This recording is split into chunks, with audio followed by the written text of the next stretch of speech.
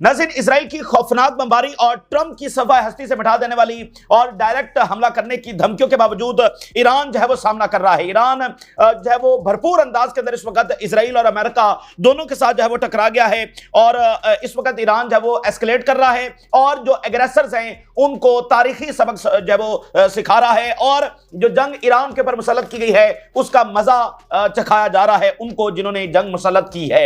और इजराइल जो है वो इस वक्त ईरान के अंदर सिविलियंस को निशाना बना रहा है। तेहरान के अंदर बड़ी खौफनाक बमबारी की जा रही है और तेहरान को निशाना बनाने का एक मकसद है कि और फिर सिविलियंस को निशाना बनाने का मकसद यह है कि इस ईरान की जो गवर्नमेंट है उसको कमजोर किया जाए, लोगों को जो है वो खिलाफ किया जाए, लोग जो है वो मुजाहरे करें और सड़कों के ऊपर निकल आए।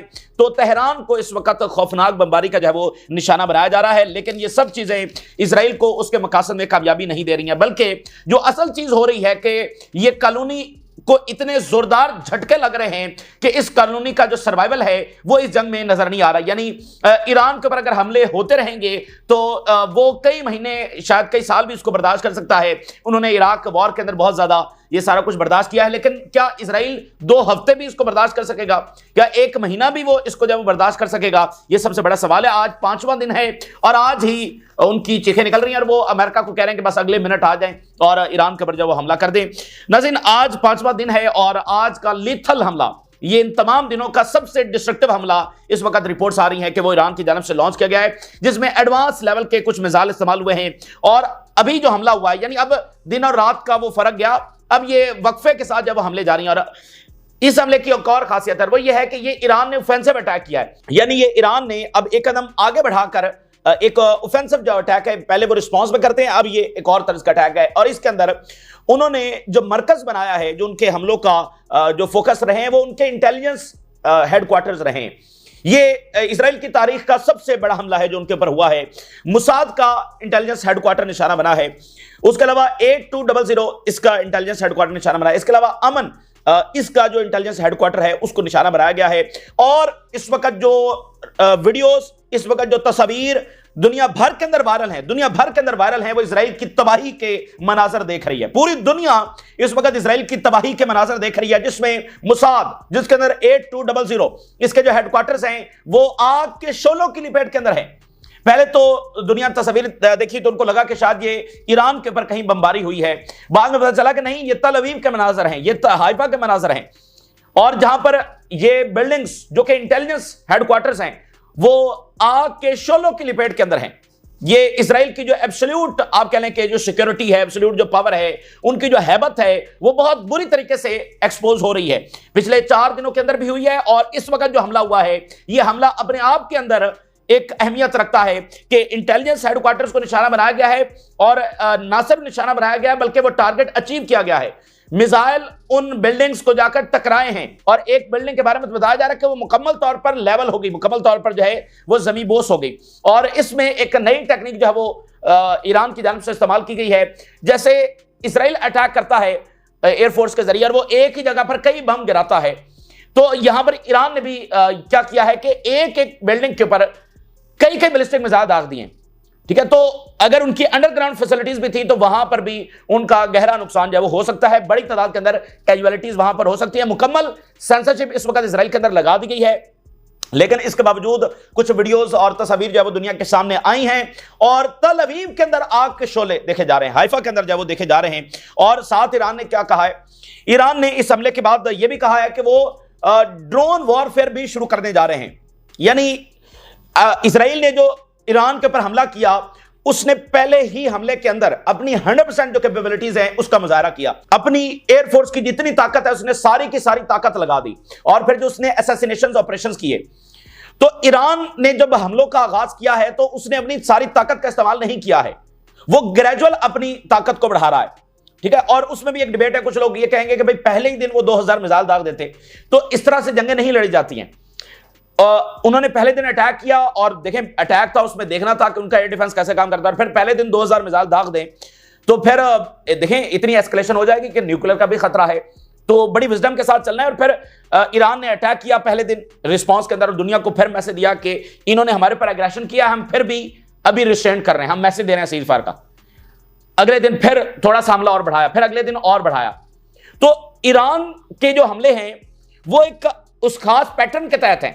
और उसमें एक चीज यह है कि एक लंबी जंग, ठीक है ना, उसके अंदर अपने रिसोर्सेज को बचा के रखना, और साथ यह है कि दुनिया को यह मैसेज भी देते रहना कि हम इन रिस्पॉन्स दे रहे हैं और हमारे पर जंग मुसल्लत, और हम अब भी जब सीज फायर के लिए तैयार हैं। यानी ऐसा इंपैक्ट क्रिएट करना इजराइल के अंदर कि अंदर से भी प्रेशर आए और दुनिया को भी मैसेज आ। देखे ना, ये कोई मामूली बात है कि जापान ने इजराइल के हमले को कंडेम किया है, इसको आप मामूली वाकया समझते हैं? इसका मतलब यह है कि दुनिया ईरान के नैरेटिव को सपोर्ट कर रही है। भाई अमेरिका ने तो कंडेम नहीं किया, बर्तानिया और जर्मनी ने तो कंडेम नहीं किया, उसने जापान ने कंडेम कर दिया, वेस्ट का इतना बड़ा इत्तेहादी। तो ये कोई मामूली चीज यहां पर नहीं हो रही है। तो ईरान बड़ी विजडम के साथ, बड़ी प्रिसीजन के साथ, बड़े इफेक्टिव अंदाज के अंदर जब वो आगे बढ़ रहा है, इंटरनेशनल मीडिया वहां पर भी मौजूद है, वो देख रहा है। तो यहां पर जो तबाही तल अवीव और हाइफा के अंदर मचाई जा रही है, यही सबसे फैसला कुन चीज है। इसके अंदर खतरा जरूर बरकरार है कि अमेरिका के हमले का, और जिस तरह से एस्केलेशन हो रही है और जहां पर अब सूरत हाल फंस गई है, मिसाल के तौर पे अब क्या ये जंग रुक सकती है? सबसे बड़ा सवाल है ना कि क्या ये बस आर पार ही की लड़ाई साबित होगी, या जब भी यहां मिडिल ईस्ट के अंदर स्टेट्स लड़ी हैं, जैसे अरब इजराइल वॉर हुई है, तो वो बस चंद दिनों की थी, ठीक है? तो ये वो पहली जंग होने जा रही है कि क्या वो बिल्कुल आर पार की लड़ाई होगी और ये एक लंबी चलेगी? स्टेट तो मिडिल ईस्ट के अंदर कभी यानी इजराइल के साथ जो जंगें हुई हैं उसमें स्टेट्स तो इतना लंबा अरसा नहीं लड़ी है। तो ये सबसे बड़ा सवाल है। तो अब आप जरा एक चीज नोट करिए, ये मामला कितना खतरनाक हो गया है कि इजराइल ने हमला किया है। अब अगर ईरानियन गवर्नमेंट भी सर्वाइव कर जाती है और इतना नुकसान भी इजराइल के अंदर हो गया और उसके बाद जंग रुक जाती है, तो इजराइल को तो शिकस्त फाश हो गई। और अगर शिकस्त फाश हो गई तो इजराइल आगे कैसे बढ़ सकता है? इजराइल ऐसा कॉलोनी कैसे कायम रह सकता है? फिर वो फलस्तीनियों की जो रियासत है उसको रोकने में कैसे कामयाब होगा? उसको तो शिकस्त फाश होगी, उसको फिर बाकी जो टर्म्स हैं वो मानना पड़ेंगी। फलस्तीनी रियासत जो है वो उसका ऐलान करना पड़ सकता है, ठीक है? तो अब क्या होगा फिर? इजराइल पीछे नहीं हटेगा, ठीक है? उसने जो हमला किया है वो तो अग्रेशन उसने दिखाया, तो अग्रेशन दिखाकर वो पीछे कैसे हटेगा? और वो एक नॉर्मल कंट्री नहीं है, वो एक कॉलोनी है जो डोमिनेंस के ऊपर खड़ी है। तो यहां तो उसको जिल्लत तमेज, एक ऐसी शिकस्त जिसके बाद वो कोई मुंह दिखाने के काबिल नहीं रहेगा। तो इसलिए अब यहां पर जंग का रुकना बड़ा मुश्किल नजर आ रहा है। एक चीज है जो इसको रोक सकती है और वो है इकोनॉमी, वो है ऑयल। यानी ऑयल जो है वो हिट होने जा रहा है। इस वक्त भी ये खबरें सामने आ रही हैं कि इजराइल जो है वो ऑयल को हिट करने जा रहा है, और जाहिर बात है कि ईरान भी फिर जिस तरह से हिट करेगा, और स्ट्रेट ऑफ हुर्मुज़ और पर्शियन गल्फ के अंदर भी जंग फैल सकती है। तो अगर यहां पर कोई डिसाइडिंग फैक्टर हो सकता है सीज फायर के हवाले से, तो वो ये इकोनॉमी हो सकती है, वो ये ऑयल हो सकता है। लेकिन अब उधर से ट्रंप है और वो हमला करने की तैयारी कर रहा है, तो ईरान जो है वो आगे बढ़ रहा है और वो बहुत बुरे तरीके से हिट कर रहा है इजराइल को इस वक्त। और तल अवीव के अंदर बताया जा रहा है कि 5 लोकेशंस के अंदर मिसाइल पेनिट्रेट कर गए। ये बस यही है ना, कहानी खत्म है। क्योंकि इजराइल की बुनियाद इस चीज के ऊपर है कि वो दूसरों पर जाकर बमबारी करेगा, लेकिन इजराइल में कोई बमबारी नहीं कर सकता। कहानी खत्म है। तल अवीव वो कह रहे 5 लोकेशंस के अंदर मिसाइल पेनिट्रेट कर गए, और हमने पिछले 4 दिनों से देखा है वो कर रहे हैं, और अभी उन्होंने इस हमले के अंदर पेनिट्रेट किया है। यानी आज का जो ये हमला है, जो जिसमें इंटेलिजेंस हेडक्वार्टर हिट हुए एक ही टाइम पर, उनकी तमाम बड़ी इंटेलिजेंस एजेंसीज के हेडक्वार्टर को हिट करना और फिर वो तबाह कर देना उनको, ये हमला अपनी नौयत के अंदर बहुत बड़ी अहमियत रखता है। और इजराइल जो असैसिनेशन करता है उसके बाद ह्यूमिलिएट करता है। देखना, ये हिजबुल्लाह की इन्होंने असैसिनेशन की और दिखाया कि बस देखो हमने कैसे लिपेट लिया हिजबुल्लाह को, और बाकियों को भी लगा कि यार हिजबुल्लाह इतनी कमजोर थी। उसके बाद फिर हिजबुल्लाह ने कैसे जंग लड़ी। तो यहां पर ईरान के खिलाफ पहले 24 घंटों में इन्होंने असैसिनेशन की, ये किया वो किया, तो उस इंटेलिजेंस को निशाना बनाया गया। अब मुझे बताइए ना, जो कहते थे ईरान की इंटेलिजेंस किधर गई, तो उनके इंटेलिजेंस हेडक्वार्टर को निशाना बनाया गया है, ठीक है। उनके तमाम बड़े हेडक्वार्टर्स को प्रिसीजन के साथ, एक मिसाइल इधर नहीं उधर नहीं, बिल्कुल उस बिल्डिंग के अंदर, हालांकि ये पॉपुलेटेड एरियाज के अंदर है, इन्होंने कुछ बिल्डिंग्स ये वहीं पर बनाते हैं पॉपुलेटेड एरियाज के अंदर, फिर भी उसको प्रिसीजन के साथ जाकर जब वो टारगेट किया। और फिर एक जो बड़ा हमला ईरान के हवाले से बताया जा रहा है, साइंटिफिक जो इंस्टीट्यूट है उसको नाज़िर निशाना जो बनाया गया है। इजराइल की जो कई सालों की रिसर्च थी वो डिस्ट्रॉय हो गई है। देखिए ना, उन्होंने इनके 14 साइंसदान शहीद किए, ईरान के 14 साइंसदान शहीद किए, कितना जुल्म किया है। तो ईरान ने फिर टिट फॉर टैट जवाब दिया है, उनके साइंटिफिक इंस्टीट्यूशन को निशाना बनाया जिसमें कई साल की जो रिसर्च है वो डिस्ट्रॉय हो गई है। ये उनका जो है सबसे बड़ा नुकसान हुआ है। तो कई अंदाज के अंदर उनका जो नुकसान है वो होता चला जा रहा है। इन्होंने जो आग दूसरों के दरवाजों के ऊपर धकेली थी कई साल तक, तो आज वो आग जो है वो ज्यादा शिद्दत के साथ इनके दरवाजों पर जो है वो लौट आई है। अच्छा, इसके साथ अब जरा अगली रिपोर्ट देखिए। फिर ये रिपोर्ट्स आ रही हैं कि मलबे तले दबे हैं ये, ठीक है ना, अंडर द रबल, ठीक है ना, इनकी कैजुअलिटीज हुई और मलबे तले से इनको निकाला जा रहा है। This is the end of this colony, ठीक है ना, मलबे तले से उनको निकाला जा रहा है। ये चीजें बाकियों ने देखी है, इजरायलियों ने नहीं देखी हैं। इजराइल की बुनियाद इस बात के ऊपर खड़ी है कि वो इतनी डोमिनेटिंग और एस्केलेटिंग पावर है, उसके पास ये ऑफेंसिव कैपेबिलिटीज हैं कि पूरे रीजन में किसी के पास नहीं है। वो किसी को भी जाकर हिट कर सकता है, उसको डिस्ट्रॉय कर सकता है। और इजराइल का डिफेंस सिस्टम ऐसा है कि कोई इजराइल को उसका बाल भी बिका नहीं कर सकता। ये कॉलोनी इस बुनियाद के ऊपर खड़ी है। तो बाकी दुनिया के कैपिटल्स हिट होते हैं तो उसका कंपैरिजन तल अवीव के साथ आप नहीं कर सकते, वो तो बाकी जनरल कंट्रीज हैं। तो तल अवीव का हिट होना ये बिल्कुल एक डिफरेंट चीज है जो आज से पहले नहीं हुई, लेकिन इस वक्त जब वो हो रही है। मैं हेडलाइंस आपके सामने रखने जा रहा हूं और इससे आपको डिटेल में अंदाजा होगा कि कितना बड़ा अटैक है जो कुछ देर पहले लॉन्च कर दिया गया है। और अब वो कह रहे हैं कि हम एस्केलेट कर रहे हैं और तवातुर के साथ हमारे हमले जारी हैं, लेकिन उन्होंने कहा कि हमने अभी तक सारी अपनी सलाहियतें इस्तेमाल नहीं की हैं। और जब वो ये बात करते हैं तो वो मैसेज दे रहे हैं अमेरिका को कि ये ना समझना कि हमारी बस पावर यही थी, ठीक है ना, तुम जब आओगे तो फिर तुम्हारे लिए बहुत सारे सरप्राइजेस हैं, तो ये गलती ना करना। IRGC confirms hit on Mossad Aman headquarters in Israel was more strikes. तारीखी आज का ये हमला बहुत बड़ा हमला हुआ है। In the latest statement the IRGC was to continue targeting vital Israeli military infrastructure. बिल्कुल स्ट्रेटेजिक उनका जो इंफ्रास्ट्रक्चर है, उनकी बेसेस हैं, उनको हिट किया जा रहा है। यानी ईरान का फोकस जो है वो इनकी मिलिट्री जो कैपेबिलिटीज हैं उसको डिस्ट्रॉय करना, इसलिए ईरान को बहुत ज्यादा कामयाबी मिल रही है। उन्होंने कहा कि हमने एरोस्पेस जो फोर्सेज हैं उन्होंने नया अटैक लॉन्च किया with the wave of missiles strike on Israeli military targets. और इस हमले को उन्होंने डिस्क्राइब किया है the stronger and more destructive than previous बैराजेस।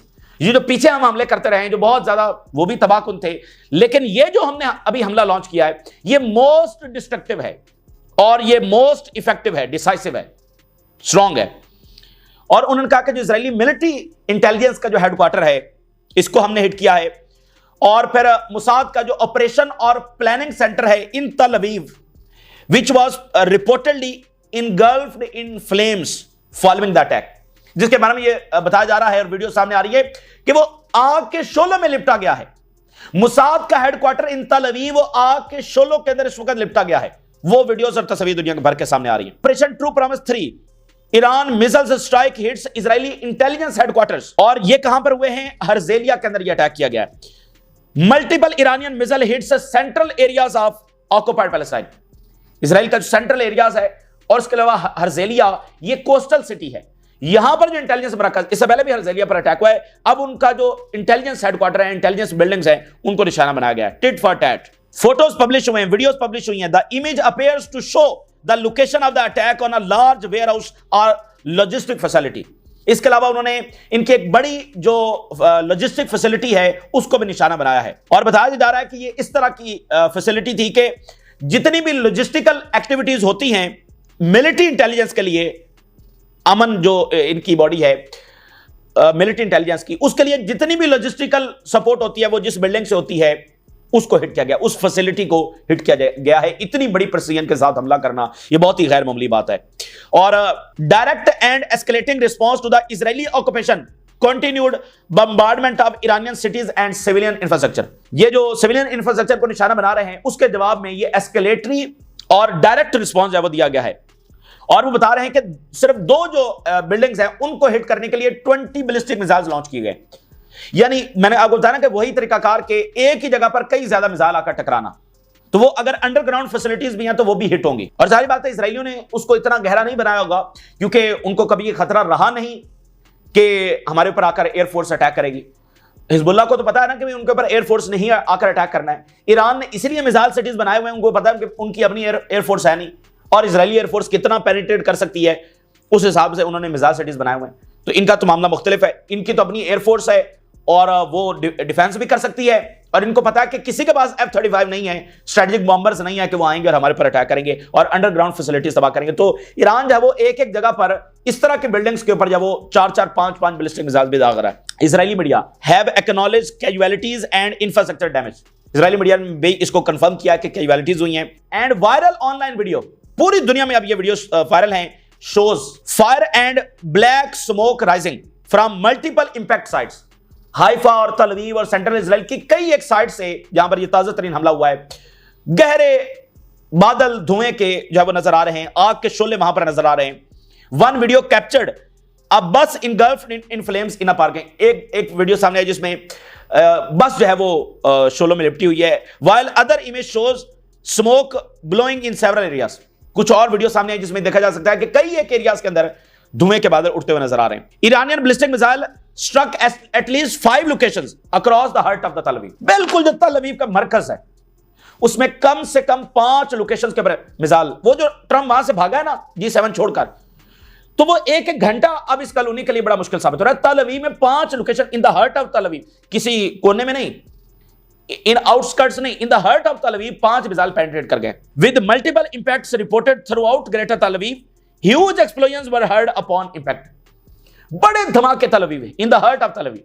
देखिए नॉर्थ से तो वो ऑलरेडी इवैक्यूएट करके इन एरियाज में आ चुके हैं, अब यहां से इवैक्यूएट होकर वो किधर जाएंगे? तो अगर तेहरान में धमाके हो रहे हैं तो फिर तल अवीव भी धमाकों से गूंजेगा, और तेहरान बर्दाश्त कर लेगा, तल अवीव नहीं कर सकता। Iranian missile ignite fires 3 missile struck southern Israel. अब वो साथ नॉर्थ को भी हिट किया है, साथ साउथ को भी हिट किया है। At least 8 separate incidents following a latest barrage launch from Iran. South और नॉर्थ में कम से कम 8 ऐसे वाकयात रिपोर्ट हुए हैं जिसमें मिसाइल पेनिट्रेट किए साउथ और नॉर्थ के अंदर। और इसके अलावा बता रहे हैं कि densely populated areas within central Israel, वहां पर भी ये रिपोर्ट्स आ रही हैं। Iranian missiles reportedly struck the sites in southern Israel. Meanwhile Israeli media reports the settlers may be trapped. ये लाइन है, this is the end of this colony. Settlers may be trapped under the rubble of a building. ये खबर तो फलस्तीनियों के हवाले से आती है, लेबनीज के हवाले से आती है, ईरानियंस के हवाले से अब आनी शुरू हो गई है कि रबल के अंदर, मलबे के ढेर के अंदर इजरायली जो है वो इस वक्त दब गए। जो हमला हुआ है, जंग इन्होंने छेड़ी है, तो इनका ये ख्याल था कि बस ये हमला करेंगे, ईरान का सफाया हो जाएगा और उसकी क्या ऐसी ताकत है कि वो हमें आकर हिट करेगा। तो ये एरोगेंस के अंदर हमला था। हालांकि रिपोर्ट्स बहुत सारा वाज़ेह थी कि ईरान पर हमला बहुत बड़ी गलती साबित होगा, ईरान की जो कैपेबिलिटीज हैं बहुत ज्यादा हैं, लेकिन इन्होंने सिर्फ बदमाशी का मुजाहरा किया। Iranian strike on Weizmann wipes out years of Israeli war research. कई साल की जो रिसर्च है वो एक हमले के अंदर हवा हो गई है, वो जलकर राख हो गई है। वो जो इनका साइंटिफिक इंस्टीट्यूशन है बहुत बुरे तरीके से हिट हुआ है, बिल्कुल डिस्ट्रॉय हो गया है वो, और ईयर्स ऑफ की जो रिसर्च है वो जलकर राख हो गई है। ये है टिट फॉर टैट। मुझे बताइए कि इस वक्त रीजन में या माजी में कोई ऐसा जवाब दे सका है? कोई भी नहीं दे। ये तो ये घमंड इनका टूट गया है। अब अमेरिका को बुला रहे हैं कि अमेरिका आए, तो जब अमेरिका आएगा तो उधर भी देख लिया जाएगा। फिर नहारिया टू सिजारिया जहां पर नेतन्याहू की रेजिडेंस है, इंक्लूडिंग हाइफा और सीरियन गुलान हाइट्स, यहां पर अटैक्स हुए हैं। इसके अलावा जो बड़ी इस वक्त डेवलपमेंट सामने आ रही है, ईरान ने साथ इन हमलों के बाद मजीद हमले वो कर रहे हैं, लेकिन साथ उन्होंने अनाउंस किया कि अब वो मजीद क्या करने जा रहे हैं, ड्रोन वॉरफेयर लॉन्च करने जा रहे हैं। यानी वो कह रहे हैं हमारे पास लाखों ड्रोन हैं और अभी वो हमने इस्तेमाल नहीं किए।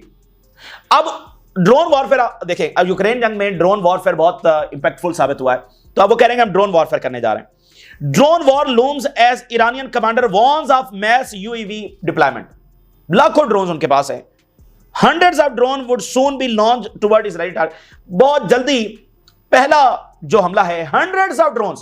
देखें बैलिस्टिक मिसाइल तो वो 100 बैलिस्टिक मिसाइल भी बहुत होता है, तो hundreds of drones 400 500 700 इतने ड्रोन्स वो फायर करने जा रहे हैं। मुझे बताइए इजरायली डिफेंस कैसे रोकेगा? उसके बाद इजराइल का क्या बनेगा? तो ये 2 हफ्ते भी नहीं टिकने वाले हैं। He started that Iran's unmanned aerial system had already destroyed several strategic sites in Tel Aviv। Already हमने स्ट्रेटेजिक जो साइट्स हैं तल अवीव के अंदर उनको डिस्ट्रॉय कर दिया है, और अब हम ड्रोन्स के जरिए आ रहे हैं। Our drones are long range, उनकी रेंज बहुत ज्यादा है, हाईली एक्यूरेट बहुत। ओ भाई, ईरानियन ड्रोन्स तो रशिया ले गया है, मतलब रशिया के अपने ड्रोन्स, लेकिन ईरानियन ड्रोन्स वो सबसे बढ़ते ले गए। इधर जो टर्की है वो यूक्रेनियंस को ड्रोन्स दे रहा था, ईरान ने रशियंस को दिए हैं, और किसके हावी आए ड्रोन्स? ईरानियंस के। तो अब वो ड्रोन्स मैदान में उतारे एंड इमेंसली डिस्ट्रक्टिव। देखिए चूंकि अमेरिका है ना या इजराइल है, इन्होंने इतना ड्रोन्स के ऊपर फोकस नहीं किया है क्योंकि उनके पास एयरफोर्स है। तो ईरान के पास एयरफोर्स नहीं है, तो उन्होंने ड्रोन्स के ऊपर फोकस किया, उन्होंने मिसाइल के ऊपर फोकस किया है, और इजराइल के मुकाबले में ईरान ने जमीनी फौज के ऊपर फोकस किया है। तो इनके मिसाइल और इजरायली एयरफोर्स उनका सामना हो रहा है, तो मिसाइल जीत रहे हैं और ड्रोन्स भी जीत रहे हैं। और वो कह रहे हैं कि जो हमारे ड्रोन्स हैं इनका फोकस होगा क्रिटिकल जो मिलिट्री इंफ्रास्ट्रक्चर है इसराइल का, उसको हम हिट करने जा रहे हैं।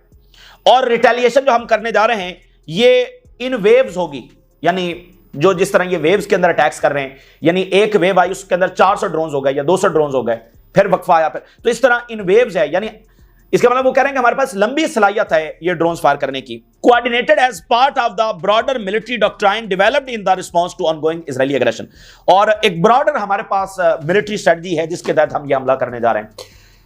तो इस वक्त जंग भरपूर जारी है और साथ साथ एस्केलेट हो रही है, यानी सिर्फ एक लेवल के, और अभी ऑयल के हवाले से खबर आ रही है, शायद अगले मिनटों के अंदर अगर ऑयल के ऊपर हमला होता है तो मामला बहुत ज्यादा खराब होने जा रहा है। तो एस्केलेट होती चली जा रही है और सबसे बड़ा सवाल यह है कि क्या यहां पर सीजफायर हो सकेगा? लगता नहीं है, क्योंकि इसराइल को शिकस्त फाश होगी और शिकस्त फाश का मतलब उसके ज़ायनिस्ट प्रोजेक्ट का खात्मा होगा। तो ट्रंप ने बहुत बड़ी गलती की। अगर अमेरिका आएगा डेफिनेटली वो ईरान में बड़ी तबाही मचा सकता है, लेकिन अगर इस जंग का नतीजा अमेरिका की मर्जी के मुताबिक भी ना आया अमेरिका के आने के बाद, तो फिर क्या होगा? उसकी कीमत बहुत बड़ी होने वाली है। तो इसलिए ये टाइम बड़ा जो है वो क्रूशल होने जा रहा है। ये ताज़ा तरीन सूरत हाल जो आपके साथ शेयर किया आपने, राज लगा करें। इजाज़त, अल्लाह हाफ़िज़।